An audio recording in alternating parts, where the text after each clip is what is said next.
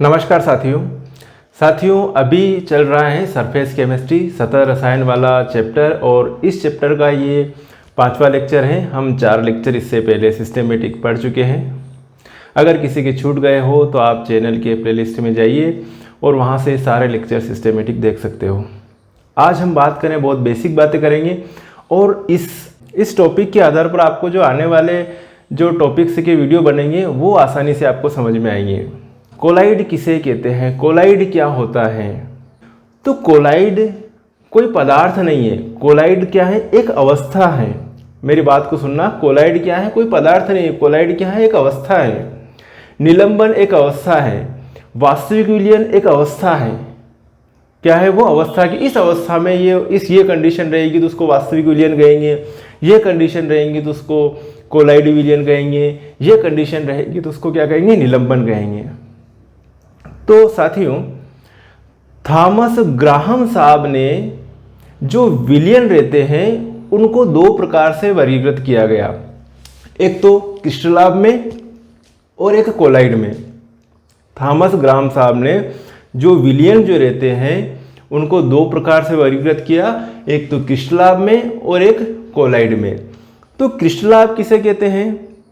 जो क्रिस्टलीय पदार्थ जो होते हैं, जैसे अपन बात करें नमक का विलयन या फिर शक्कर का विलयन, शुगर का विलयन, या फिर बात करें अपन यूरिया का विलयन, तो ये नमक को अगर पानी में डालेंगे तो बिल्कुल विस्तृत हो जाएगा, बिल्कुल डिफ्यूज्ड हो जाएगा।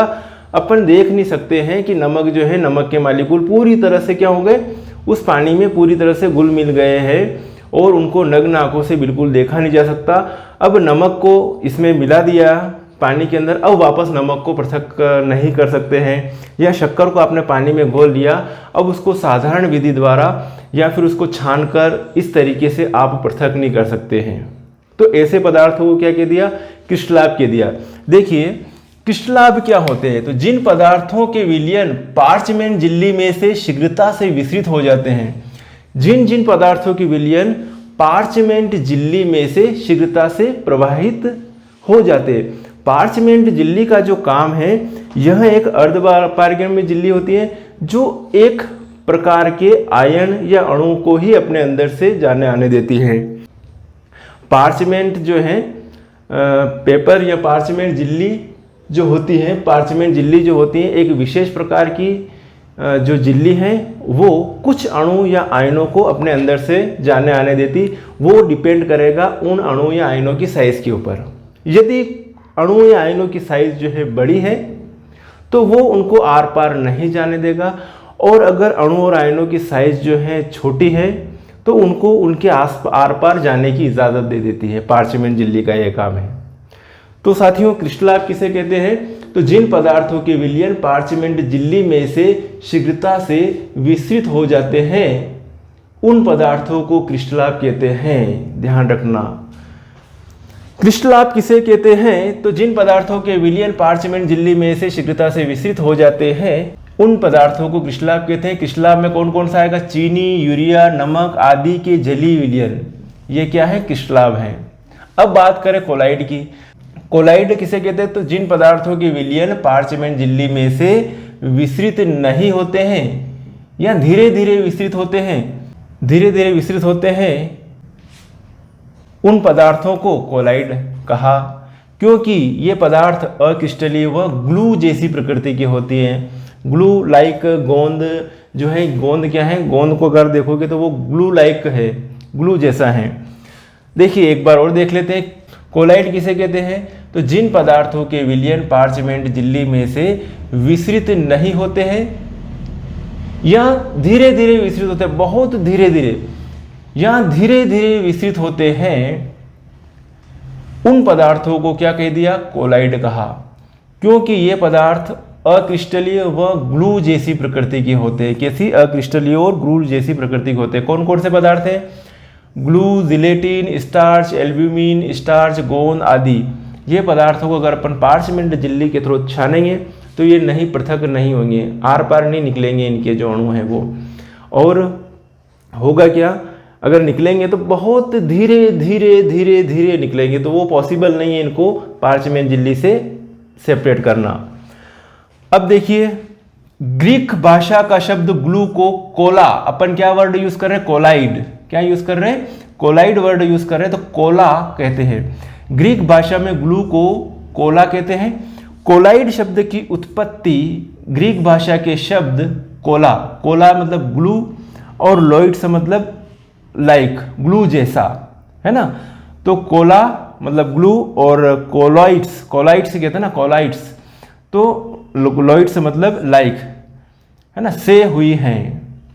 ग्रीक भाषा में ग्लू को कोला कहते हैं। कोलाइड शब्द की उत्पत्ति ग्रीक भाषा के शब्द कोला, कोला मतलब ग्लू और लॉइड्स मतलब लाइक, है ना, से हुई, ग्लू जैसे कह सकते हैं इसको।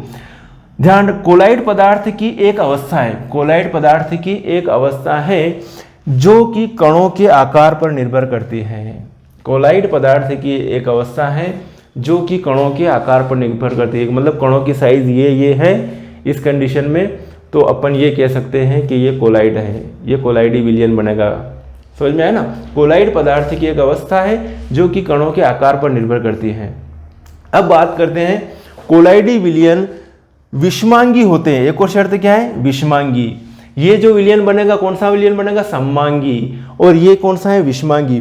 तो कोलाइडी विलयन क्या होते हैं, विषमांगी होते हैं, और इसमें दो प्रावस्थाएं होती है। वापस कोलाइडी विलयन में दो प्रावस्थाएं, एक तो परिक्षिप्त प्रावस्था और एक परिक्षेपण माध्यम। मतलब अपन जब भी बात करते हैं विलयन बनता है, विलयन किससे मिलकर बनता है, विलेय प्लस विलायक। सुनिएगा, विलयन किससे मिलकर बनता है, विलेय प्लस विलायक। तो आपकी जो परिक्षेपण माध्यम है वो एक तरह से क्या हो गया, विलायक हो गया, और विलेय जो है वो क्या हो गया, परिक्षिप्त अवस्था।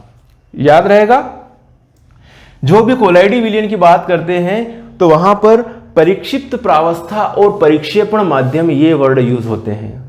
तो परिक्षिप्त प्रावस्था किसे कहेंगे, जो उसमें मिलाया जा रहा है कम मात्रा में है, जो विलेय पदार्थ है उसको कहेंगे परिक्षिप्त प्रावस्था में है, और परिक्षेपण माध्यम किसके अंदर घोला जा रहा है वो हो जाएगा परिक्षेपण माध्यम।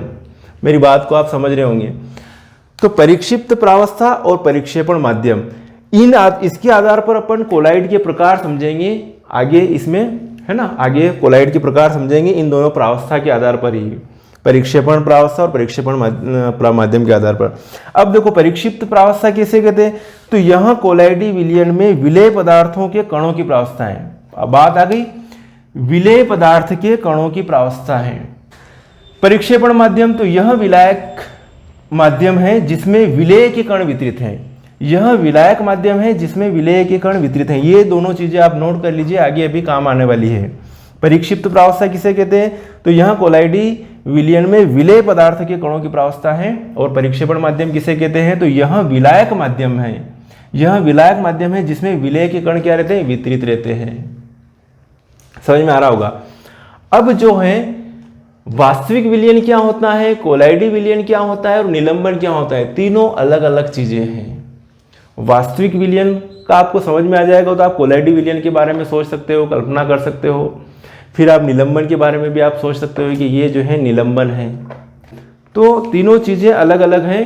यहाँ का जो ये जो आज मैंने बताया ये इंपॉर्टेंट टॉपिक है, इसमें से एग्जाम में पूछा जाता है, कुछ ना कुछ तो पूछा जाएगा कहीं पर भी, कौन सी भी एग्जाम हो। आज का जो लेक्चर है ये लेक्चर बहुत इंपॉर्टेंट लेक्चर है।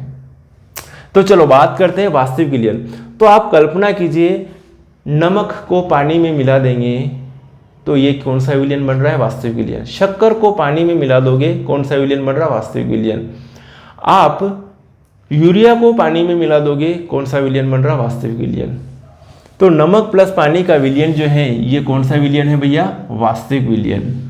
मेरी बात समझ रहे हो। अब कोलाइडी विलयन, अगर रक्त है तो रक्त एक कोलाइडी विलयन है, दूध है दूध एक कोलाइडी विलयन है, क्रीम है क्रीम एक कोलाइडी विलयन है। तो ये तो हो गए कोलाइडी विलयन। अब निलंबन, निलंबन की बात करें तो मिट्टी को पानी के अंदर डाल दिया तो इस प्रक्रिया को क्या कहेंगे, निलंबन। मिट्टी डली हुई है पानी के अंदर, क्या हो रहा है, ये निलंबन है। क्या कहेंगे इसको, निलंबन कहेंगे। अब आप बात करते हैं कणों का आकार। तो इसके कणों का आकार सबसे छोटा होता है, जो विलेय जो रहता है ना उनके आकार क्या होता है, विलेय पार्टिकल की बात करें, विलेय पार्टिकल की बात करें कणों के आकार की। तो विलेय के जो है विलेय कणों का आकार है ना, विलेय कणों का आकार कितना होता है 1 nm से कम या 10⁻⁹ मीटर से कम लिखना, ठीक है। और यहाँ पर पूछा जाता है कि ये इसका कणों का साइज कितना है, कणों का आकार कितना है, विलेय के कणों का आकार, तो ध्यान रखना 1 nm से 1000 nm के बीच, 1 nm से 1000 nm के बीच, ठीक है। 1 nm इक्वल 10⁻⁹ मीटर, तो यहाँ पर 10⁻⁹ मीटर से कितना हो जाएगा, इसके बराबर 10⁻�6 मीटर ये हो जाएगा। तो ये साइज जरूर याद रखना, ये क्वेश्चन पूछा जाता है 10⁻⁹ से 10⁻�6 मीटर है, तो वो जो है वो कोलाइडी विलयन में विलेय के कणों का आकार है। समझ में आई मेरी बात? तो ये होता है कणों का आकार। इसके कणों का आकार 1 nm से कम अर्थात 10⁻⁹ मीटर से कम, इसके कणों का आकार 1 nm से 1000 nm के बीच, मतलब 10⁻⁹ से 10⁻�6 मीटर। इसका होता है 1000 nm से अधिक, बड़े साइज जो भी होगी उनको किस में गिना जाएगा, निलंबन में, तो यहाँ 10⁻�6 मीटर से अधिक। मेरी बात को समझ रहे हो आप? अब देखो पृथक्करण की बात करते हैं। पृथक्करण पार्चमेंट झिल्ली द्वारा संभव नहीं है। छोटे छोटे पार्टिकल दिख रहे हैं ना आपको इसमें, जो परिक्षिप्त प्रावस्था है उनके पार्टिकल हैं। परिक्षेपण माध्यम की नहीं बात करें, परिक्षिप्त प्रावस्था की बात करें, तो पृथक्करण पार्चमेंट झिल्ली द्वारा संभव नहीं है। छानेंगे तो ये क्या हो जाएंगे, आर पार निकल जाएंगे, तो पृथक्करण इनका संभव नहीं है, पृथक नहीं कर सकते हैं। आप ये विलेय के पार्टिकल को वापस निकालना चाहोगे, वापस नहीं निकलेंगे। पार्चमेंट झिल्ली द्वारा पृथक्करण संभव है, कोलाइडी पार्टिकल है। पार्चमेंट झिल्ली में से ये जो पार्टिकल है, कोलाइडी पार्टिकल है, वो आर पार नहीं जा पाएंगे। कोलाइडी पार्टिकल जो है आर पार नहीं जा पाएंगे। फिर पार्चमेंट झिल्ली, इसमें पृथक्करण संभव है ना, पार्चमेंट झिल्ली द्वारा पृथक्करण संभव है। यहाँ की बात समझ आ रहे हो? अब आप इमेजिनेशन कीजिए, ये मैंने साइज का बता दिया कि इसमें वास्तविक विलयन में कणों का आकार जो होगा, जो विलेय के कणों का आकार जो होगा वो ऐसा होगा, ठीक है। वास्तविक विलयन में कणों का आकार ये है, कोलाइडी विलयन में कणों का आकार ये है, और निलंबन में आपको जो कणों का आकार मिलेगा और बड़ा, तो छोटा फिर बड़ा और बड़ा। इनको आप पृथक्करण संभव नहीं है पार्चमेंट झिल्ली द्वारा, इनका पार्चमेंट झिल्ली द्वारा पृथक्करण संभव है, और इनका पार्चमेंट झिल्ली द्वारा पृथक्करण आसानी से संभव है। और एक और होता है नॉर्मल, होता है छानना। तो नॉर्मल कंडीशन में अगर छानेंगे तो छानने में क्या होगा, ये तो ये भी आर पार निकल जाएंगे, ये भी आर पार निकल जाएंगे, ये आर पार नहीं निकलेंगे। अगर डायरेक्ट आप किसी चीज़ से छान रहे हो, कपड़े से छान रहे हो, किसी से जाली से छान रहे हो, कैसे पार्चमेंट पेपर नहीं लिया, डायरेक्ट आपको छानना है, तो छानने में ये दोनों जो है आर पार निकल जाएंगे, और उनको छान सकते हैं आप, उनको छान सकते हो, इसको पृथक कर सकते हो। तो ये संभव है। निलंबन में क्या है, छानना संभव है, इसको संभव नहीं है, इसको संभव है। लेकिन पार्चमेंट झिल्ली द्वारा पृथक करना संभव नहीं है, संभव है, और ये भी संभव है। आगे बात करते हैं, ये कौन सा विलयन बनाते हैं, सम्मांगी विलयन बनाते हैं। याद रखना, जो वास्तविक विलयन है वो क्या है, सम्मांगी विलयन है। कोलाइडी विलयन विषमांगी विलयन है, और ये भी क्या है, विषमांगी विलयन है। लेकिन इस वाले विलयन में कणों का साइज जो होता है वो बड़ा होता है। मेरी बात को समझ रहे होगे, बहुत इंपॉर्टेंट चीज़ है। और अगर ये चीज़ समझ में आ गई तो आपको मज़ा आएगा इस चैप्टर को पढ़ने में, सीखने में।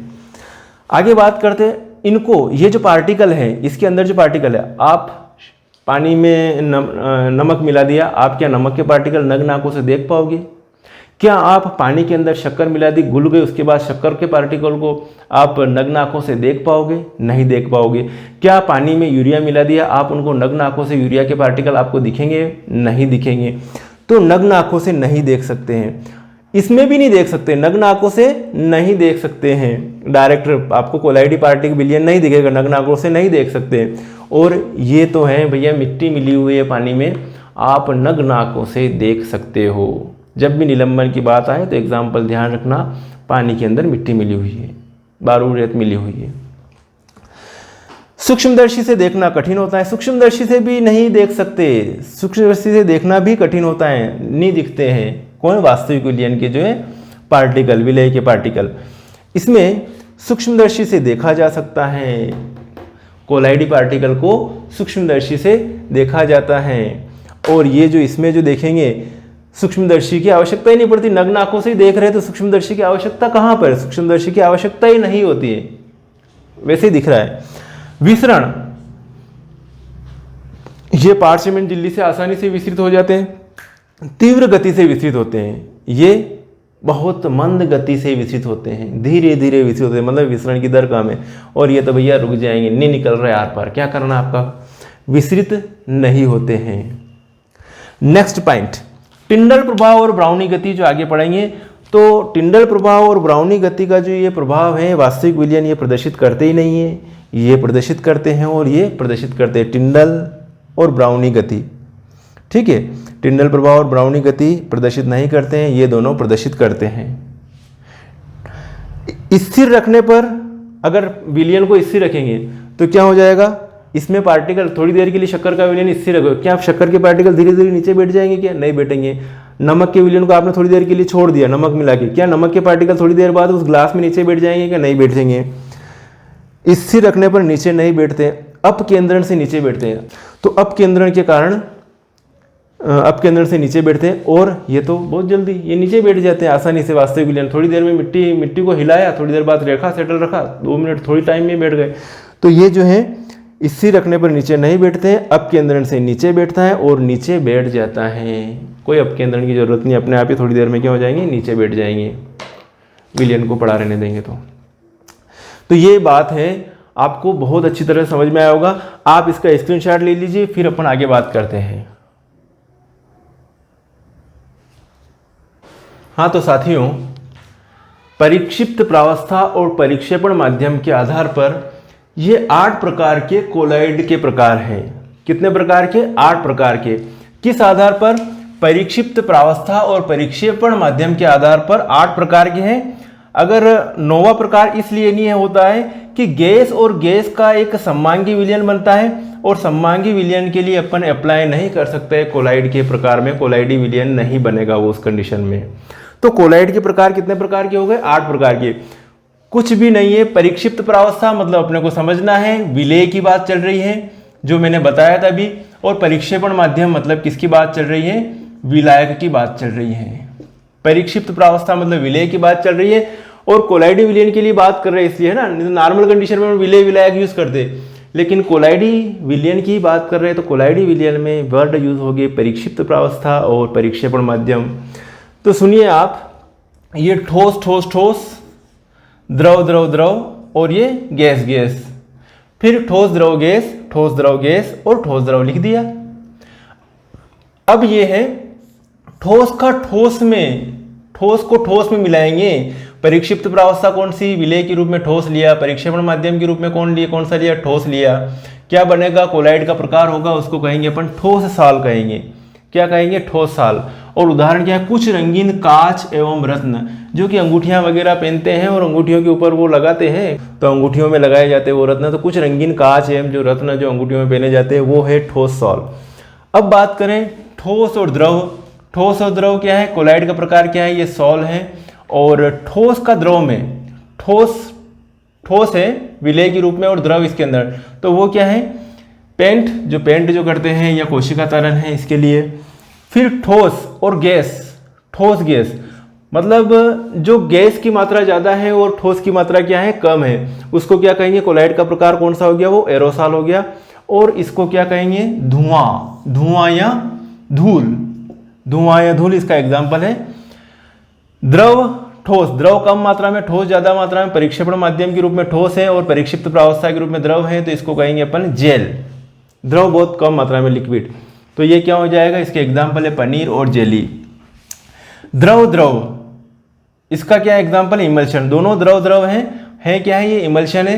जैसे दूध, बालों की जो क्रीम आती है वो, और मक्खन इसके एग्जाम्पल हैं। फिर बात करें द्रव और गैस की, तो ये भी एक एरोसॉल है। कोलॉइड का प्रकार क्या है, एरोसॉल है। और इसका जो एग्जाम्पल क्या है, वही धुंध है, कोहरा है, बादल है और कीटनाशक स्प्रे है। धुंध जो पड़ती ना, धुंध के अंदर क्या है, यहाँ पर देखो, यहाँ पर अब द्रव के अंदर क्या मिला है अपनों ने, गैस। द्रव क्या है, कम मात्रा में, गैस अधिक मात्रा में, तो उस कंडीशन में उसको क्या कह रहे हैं, धुंध कह रहे हैं। द्रव कम मात्रा में, गैस अधिक मात्रा में। धुंध अलग चीज है, धुआं अलग चीज है। धुएं में तो क्या है, यहाँ पर परिक्षिप्त प्रावस्था में ठोस है, और धुंध में परिक्षिप्त प्रावस्था में क्या है, द्रव है, याद रखना। धुएं में ठोस है परिक्षिप्त प्रावस्था में, और यहाँ पर क्या है, द्रव है। अब बात करें गैस ठोस, तो ये क्या है, ठोस सॉल्ट बनेगा। और ये फ्यूमिस पत्थर होता है जो कि सोख लेता है एक तरह से, उसको गैस को अंदर सोख लेगा। वो ठोस है लेकिन उसके अंदर जो है कहीं कहीं गैपिंग है और उसके अंदर गैस पर्ज की जा सकती है, गैस की मात्रा रहती है उसके अंदर, तो उसको कहेंगे गैस ठोस, ठोस साल, फ्यूमिस पत्थर या फोम रबर कह सकते हैं इसको। गैस द्रव, गैस द्रव में क्या है, द्रव के जो गैस है वो किस में चली गई, गैस है वो किस में, द्रव में। जैसे कि साबुन की झाग बनते हैं, तो साबुन की झाग बन रहे हैं मतलब उसके अंदर जो लिक्विड था, लिक्विड में के अंदर क्या है, गैस फिट हो गई तो वो झाग बन गए। तो गैस द्रव, गैस क्या है परिक्षिप्त प्रावस्था में, परिक्षेपण माध्यम में क्या है द्रव, तो कोलाइड का प्रकार कौन सा हो जाएगा, फोम। और ये फैन, साबुन की झाग और फेटी हुई क्रीम इसके एग्जाम्पल हैं। तो ये जो है इसका आप स्क्रीनशॉट लीजिए, फिर अपन जो है आगे बात करते हैं। हाँ तो देखिए, इसको याद करने का कुछ नहीं है, आपने परिक्षिप्त प्रावस्था में ठोस ठोस ठोस, द्रव द्रव द्रव, गैस गैस गैस लिखा, लास्ट में ये नहीं बनेगा। क्यों नहीं बनेगा, क्योंकि सममांगी विलयन बनाता है और कोलाइडी विलयन क्या है, एक विषमांगी सिस्टम है, विषमांगी तंत्र है। अब ठोस द्रव गैस, ठोस द्रव गैस और ठोस द्रव गैस। ठोस ठोस का ठोस सा लिख दिया, एग्जाम्पल याद रखना, कांच, कुछ रंगीन कांच एवं रत्न। फिर ठोस द्रव, ये सॉल्व बनेगा, इसका एग्जाम्पल याद रखना, ठोस द्रव, पेंट, कोशिका तरल। फिर ठोस गैस, एग्जाम्पल आपको याद आना चाहिए, एरोसॉल कहते हैं कोलाइड का प्रकार, और इसमें याद आ जाना चाहिए धुआं और धूल, ये एग्जाम्पल हैं इसके।